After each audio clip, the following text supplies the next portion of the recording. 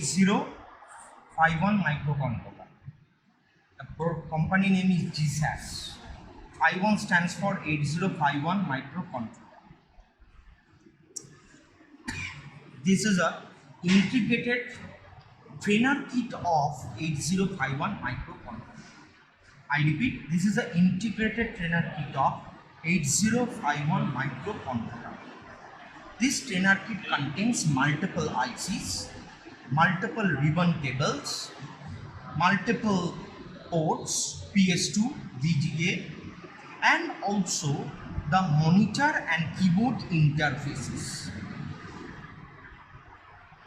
The microcontroller, first of all, gets the power supply from regulated DC power supply system, which is also a product of GSAS. This power supply has 1, 2, 3, 4, 5 nodes. First is blue, next is green, next is yellow, next is red, next is black.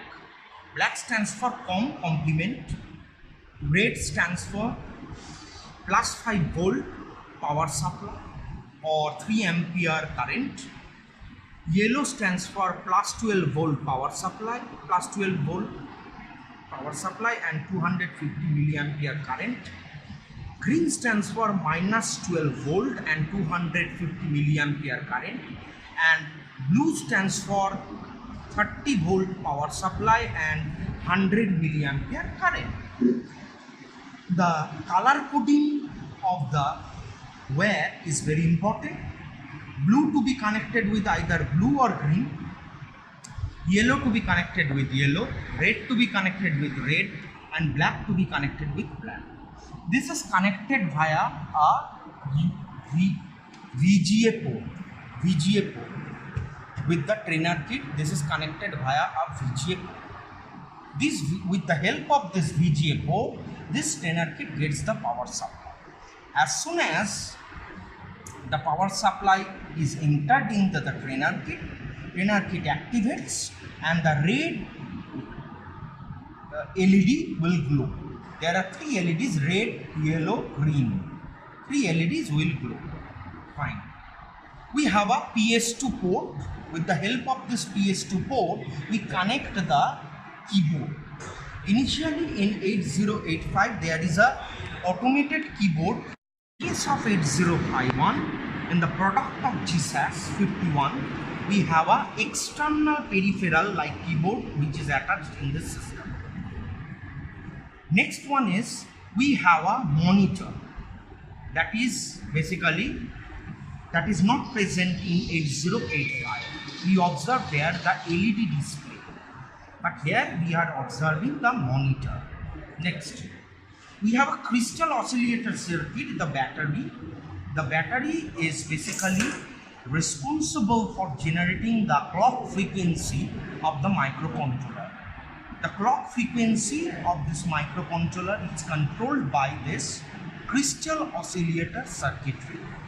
In case of 8085 trainer kit, the crystal oscillator circuitry will generate 3 MHz frequency. But in case of 8051 microcontroller trainer kit,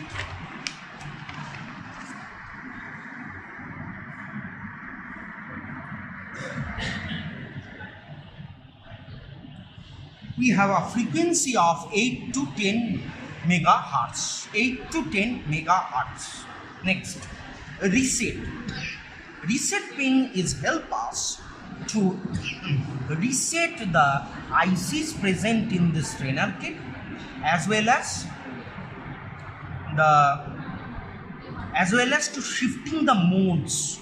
For example, when we are writing programs in the trainer kit, we are in the command mode. And when we are basically communicating with the IO devices, we are in serial mode. So to shift from the command mode or serial mode, we are basically using the reset pin. Reset pin is also helping us for writing program, for displaying the result, etc. etc. The break key is used for the interrupt. Whenever we want to stop any program, which is currently running in our system. If we want to stop it immediately, and if we want the control to return to the ISR, that is system defined. ISR stands for interrupt service routine. There are multiple ISRs. Each of the ISRs is written for the particular program or particular interrupt handling purpose. Very interesting. There is a deep switch available over there. There are 1, 2, 3, 4, 5, 6, 7, 8. Total 8 deep switches present. Switch number 1, this is on and this is off. Switch number 1 is always should be in on. And if I make switch number 4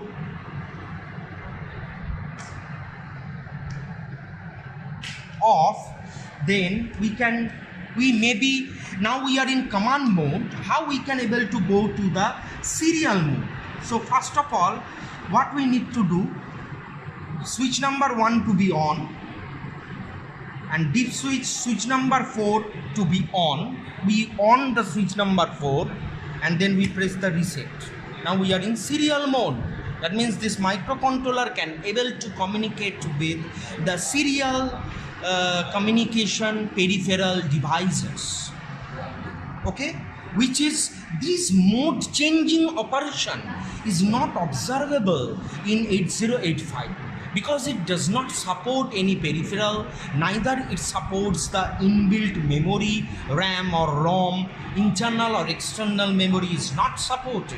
If we want to return back from the command mode to the serial mode to the command mode, then what we need to do, we need to make switch number 4 off, and we need to press the reset. Then we are once again going back to the command mode where we can able to write down the program.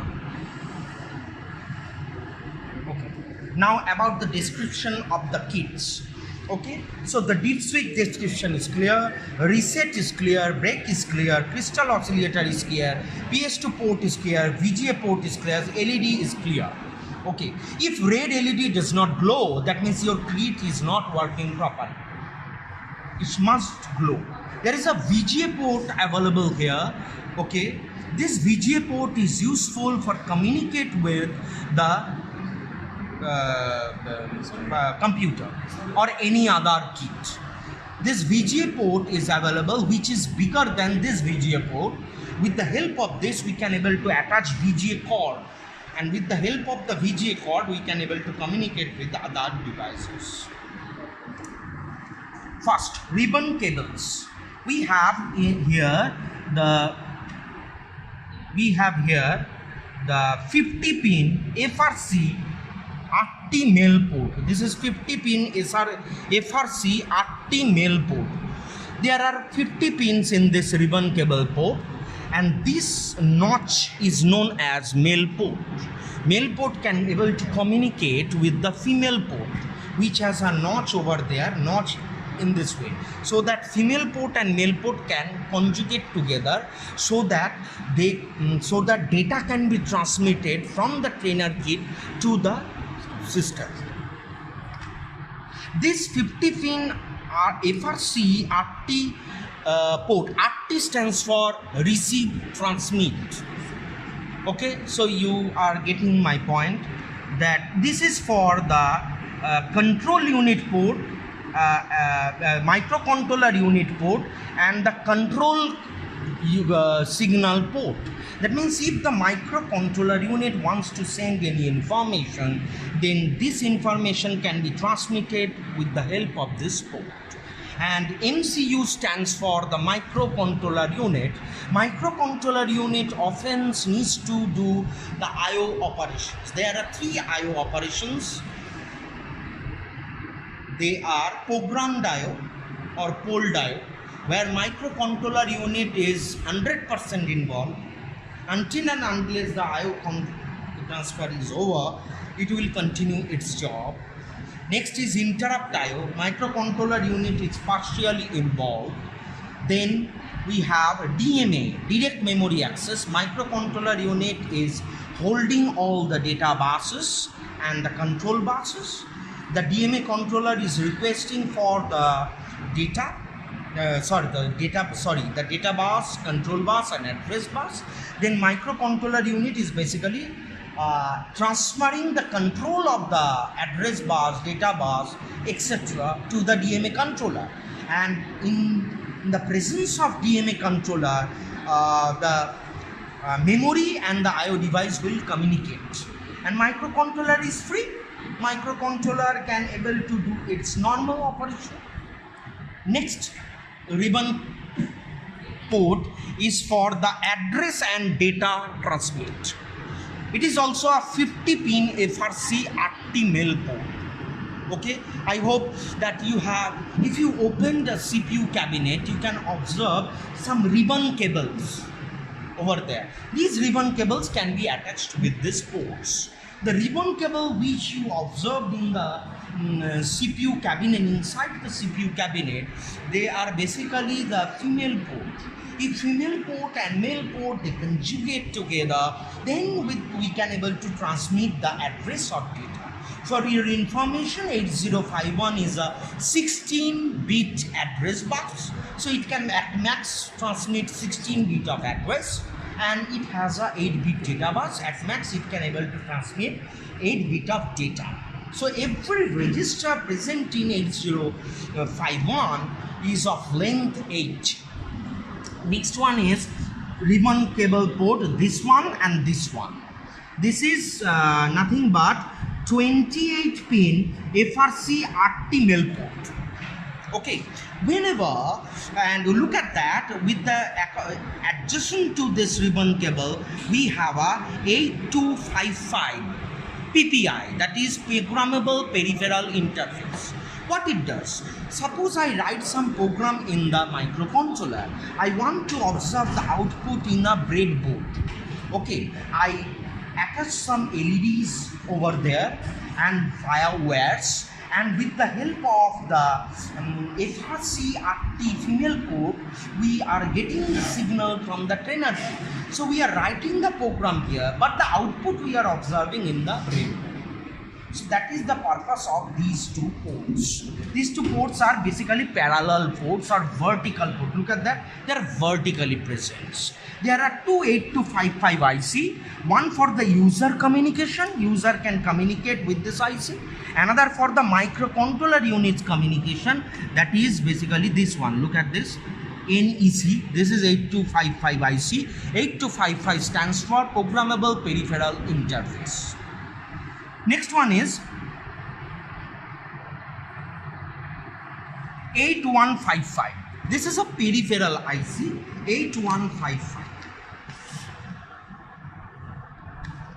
Stands for Static HMOS, 256 bytes RAM with IO ports and timers. I repeat, Static HMOS. HMOS stands for High Speed MOSFET. Okay. Static means they will not change their behavior, just like static RAM, dynamic RAM. So this is basically static RAM. This is not dynamic RAM. What is the difference between static RAM and dynamic RAM? In static RAM, number of transistors is large, or there are more number of transistors. In dynamic RAM, there are limited number of transistors, 1 or 2 at max. Static RAM does not contain any capacitors. That's why static RAM needs a constant power supply. But dynamic RAM does not need any constant power supply because it has a capacitors. Capacitor can able to hold charges. As long as the capacitor charges are there inside the capacitor, capacitor can able to operate the RAM. But there is a problem with capacitor that it very quickly discharges. So that's why DRAM needs refreshing, continuously refreshing. After a time, okay, after a certain period of time, it requires a continuous refreshing technique.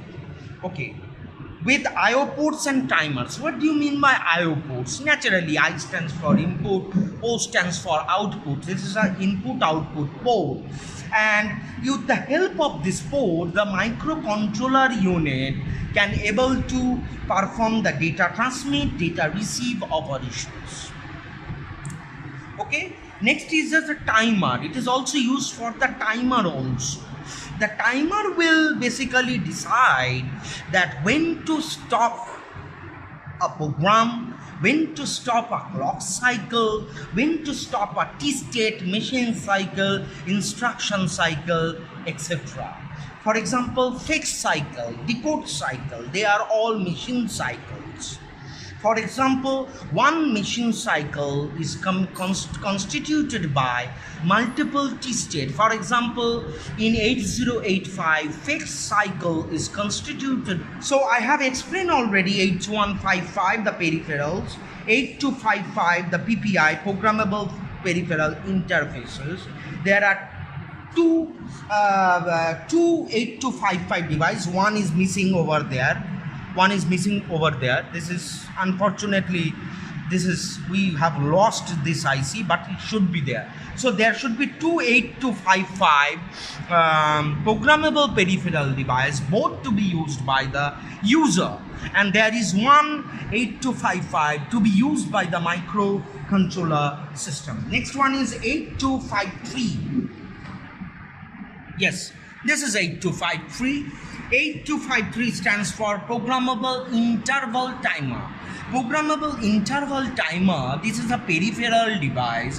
This is separate from the microcontroller. This is a peripheral unit of the microcontroller attached with this trainer kit. This will help us to calculate the timing and control signals. And it will also help us to calculate the clock period, time, etc. Next one is, this is basically your microcontroller IC that you are observing, that is 8051. This is your microcontroller IC, that is which is of 40 pins. You can able to count, there are 40 pins in this IC, and it is a 8-bit microprocessor because it supports 8-bit data bus controller. Okay, microcontroller. But this microcontroller contains lots of ICs too. They are not operating on a single basis, they are operating on a multiple basis. Next is, you are observing here that there are 3 RAM is there. The RAM ICs is there, that is IC number is 62256. 62256. There are 3 parallel RAM ICs are there. There are program memory and there are data memory present in the microcontroller, which is not observable in the microprocessor. Program memory contains 2 parts. One is ROM. ROM is of one. We have a ROM IC present here. Okay, the ROM IC is of 32 bytes, and the IC number is 27C256. Okay, it is basically firmware. Firmware means neither software, neither hardware. In between that means, for example, BIOS. BIOS is a firmware, neither software, neither hardware. We are basically doing programs inside BIOS, but BIOS is bound into a ROM IC. That's why it is a firmware. Holds the instruction. What is the size of the RAM? 32 kilobytes. The IC number 62256. Next is data memory. Data memory is RAM. You are observing there are 2 RAM ICs. Each RAM ICs are basically of the 32 kilobyte. Okay. Basically, these 2 ICs are basically data memory, and this IC is basically program RAM. Program memory RAM. Middle one is program memory RAM, and these 2 are basically the data memory RAM. Data memory will able to store the data or the operand, and program memory will going to store the opcode or operational code of instruction. So that's all. Next one is SCN 2681. SCN 2681 is basically dual channel UART. U stands for universal, A stands for asynchronous, R stands for receive, T stands for transmit. So universal, asynchronous, receive, transmit for serial communication. Serial communication with what? RS232C port, RS485 port. Okay, so that means this IC 2681 is for the serial communication with some other device. So whenever this microcontroller trainer kit wants to perform any serial communication with other trainer kit, it will use this. It will going to use this. Next one is 8042. 8042 stands for Universal Peripheral Interface, used for interface PC keyboard, that is this one, and the in standalone mode. The PC keyboard and monitor, if we want to communicate, these are also peripheral IO devices. This is an output device, this is an input device. If you want to communicate with this with the microcontroller chip, we need a peripheral IC. The IC number is 8042. 8042 IC is responsible for the keyboard and monitor interfacing.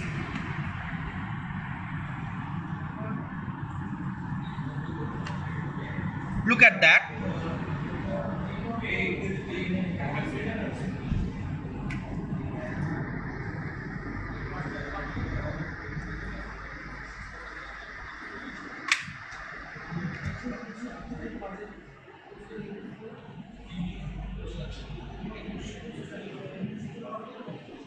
There are multiple ICs also present here, but currently we are to digital converter, IC name 1674.